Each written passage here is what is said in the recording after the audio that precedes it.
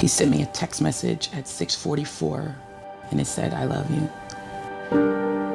A final text.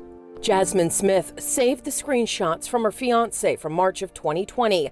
He was in Detroit. She was here. He got sick. It was COVID. She was unable to reach him, desperate for answers, calling hospitals, and eventually found him. When he went to the hospital in Detroit, they didn't have any rooms for him. They said that he should be in ICU. They didn't have any beds. They were literally just waiting for people to die. Sadly, Thomas Fields Jr. is one of more than 640,000 Americans who have lost their lives to COVID. He never woke up. He never opened his eyes. The CDC reports that minorities have suffered a disproportionate burden of COVID-19 deaths. One study of selected states and cities showed that 34% of deaths were among non-Hispanic Black people, though this group accounts for only 12% of the total U.S. population. News 3 Investigates looked into death rates in Virginia statewide. The health department reports that 2,961 Black people have died of COVID. That's about 25% of the total amount of deaths. But the Black population in Virginia is about 20%, according to the U.S. Census. Unfortunately, this is something that we've been seeing. Dr. M. Norman Oliver is the state health commissioner. He says Black and brown people, along with the rural communities across the state, have been hit hard by COVID. These communities, I think, are all communities that have systemic discrimination basically against them. News 3 compared death rates to population rates. In Norfolk, 288 people died of COVID. 181 were Black and 92 were white, according to the health department. Black people make up about 63% of deaths, while whites make up 32% of deaths. But the population in Norfolk is 47% white and 41% Black.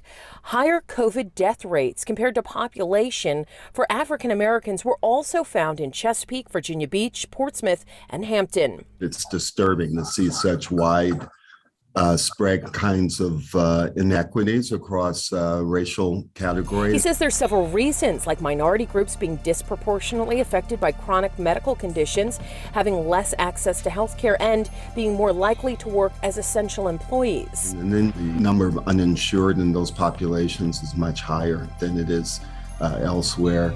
And they have less ability to get the kind of medical care that they need. And providing medical care to the uninsured is why Golden Bethune-Hill founded the community-free clinic of Newport News. I talk with people every chance I get about the virus. Even her own employees. Yes, I have been talking with my son about taking the vaccine, how important it is to take it.